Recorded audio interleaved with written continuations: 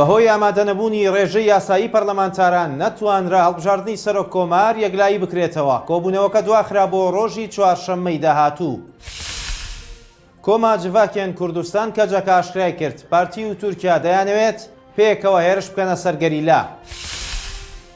ساوتان لەبێت گرنگترین هەواڵەکانی ئەمڕۆتان پێشکەش دەکەم. بەهۆی ئامادەنەبوونی ڕێژەی یاسایی پەرلەمانتاران نەتوانرا هەڵبژاردننی سەرۆک کۆمار یەکلایی بکرێتەوە و کۆبوونەوە کە دواخرا بۆ ڕۆژی چوارشەممەی داهاتوو. هەرچەندە بڕیار بوو کاتژمێر 11 پێشنیوەڕۆی ئەمڕۆ دانیشتنی پەرلەمانی عێراق بۆ هەڵبژاردننی سەرۆک کۆمار بەڕێوە بچێت، بەڵام بەهۆی ڕێگنەکەوتنی لایەنەکان و ئامادەنەبوونی ڕێژەی یاسایی پەرلەمانتاران دانیشتنەکە دوو جار دواخرا و دواتریش دواخرا بۆ چوارشەممەی داهاتوو. لەو کاتەشی کە زەنگی ئاگادارکردنەوەی پەرلەمانتاران بۆ کۆبوونەوە لێیدا 202 پەرلەمانتار لەناو هۆڵی کۆبوونەوە ئامادە بوون.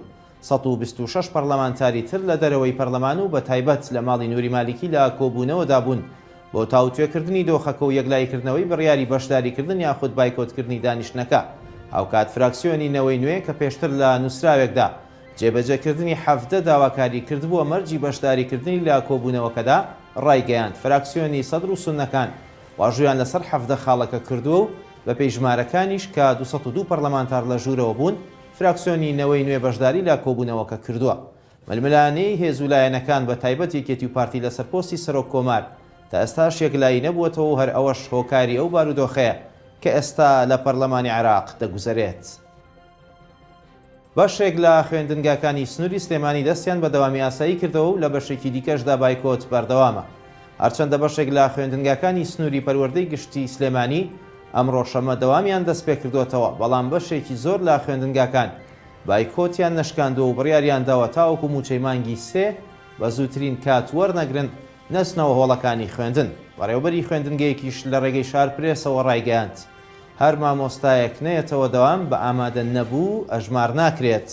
بە گوێرەی ئەو زانیاریانەی تایبەت دەست شارپرێس کەوتووە، دوێنێ بەشێک لە بەڕێوەبەری خوێندنگاکان لە سنووری پەروەردەی سلێمانی لە ڕێگەی گروپچاتی تایبەت بە مامۆستایانی خوێندنگاکانیانەوە مامۆستایانیان ئاگادار کردووەتەوە ئەمڕۆ شەمە ڕوو لە ناوەندەکانی خوێندن بکەنەوە و دەوامی ئاسایی دەست پێ بکەنەوە، بەڵام مامۆستایان وەڵامی ئەو داواکاریان نەداوەتەوە و بەشێکی کەمیش لە خوێندنگاکان ئەمڕۆ دەوامیان دەست پێ کردوێتەوە.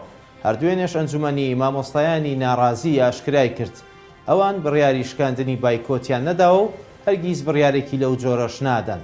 ئەوەش لە کاتێکدایە بەهۆی دواکەوتنی موچەکانیان ماوەی 15 ڕۆژ مامۆستایان بایکۆتی هۆڵەکانی خوێندنیان کرد و ژمارەیەک پەرلەمانتاریش لایەنێکی سیاسی لە سنووری پارێزگای سلێمانی تۆمەتبار دەکەن بە پشتیوانیکردنی بایکۆت. کۆما جڤاکێن کوردستان کەجەکە ئاشکرای کرد پارتی و تورکیا دەیانەوێت پێکەوە هێرش بکەنە سەر گەریلا.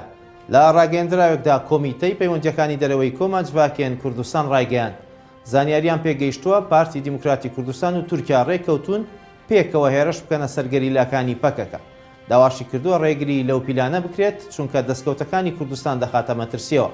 کەجەکە باسی لەوەش کردووە پارتی دیموکراتی کوردستان زانیاری دەگەیەنێتە تورکیا و بووەتە بربەستێکی گەورەی تێکشکانی تورکیا و واز لە بەشداریکردن لە ئۆپراسیۆنە داگیرکاریەکان ناهێنێت و ئامادەکاری بۆ شەڕ دەکات. کۆمیتەی پەیوەندیەکانی دەرەوەی کەجەکە ئەوەشی باس کردووە.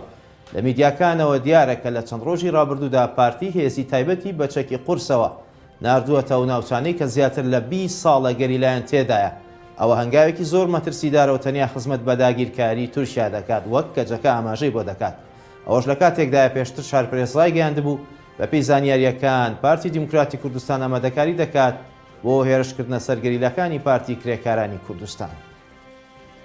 کە سوکاری نەقیب محەممەد کە ماوەیەک لەمەوبەر بەهۆی ڕوبەڕووبوونەوەیەک لەگەڵ ژمارێک چەکداردا کوژرا ڕایان گەیاند هیچ جۆرە ڕێکەوتنێکی عشایریان نەکردو و هێشتا بکوژانی کوڕەکەیان دەستگیر نەکراون. زیاتر لە 110 ڕۆژ بەسەر ڕووداوی تەقەکردن و کوشتنی ئەفسەرێک و بریندارکردنی ژمارێک کارمەندی پۆلیسی دیکەی بەرەنگاربوونەوەی توندوتیژی خێزانی لە سلێمانی تێپەڕیوە و تا ئێستا ئەنجامدەرانی ئەو تاوانە دەستگیر نەکراون. لە ڕوونکردنەوەیەکیشدا کە سوکاری نەقیب محەممەد لەتیف و دەرباز بووە بریندارەکانی ئەو هێرشە ڕەتی دەکەنەوە هیچ سوڵحێکی عشایریان کردبێت و بیکەن.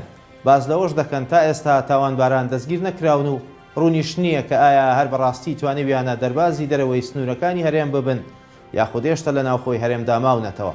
ئەوەش لە کاتێکدایە ماوەی چەند ڕۆژێک لە دوای ڕووداوەکە شارپرێس ڕایگەیاندبوو تۆمەتبارانی ڕووداوەکە لە سنووری نێوان هەرێمی کوردستان و ئێراندا بینراون و دەربازی ئەودی و سنوور بوون. خواتان لەگەڵ.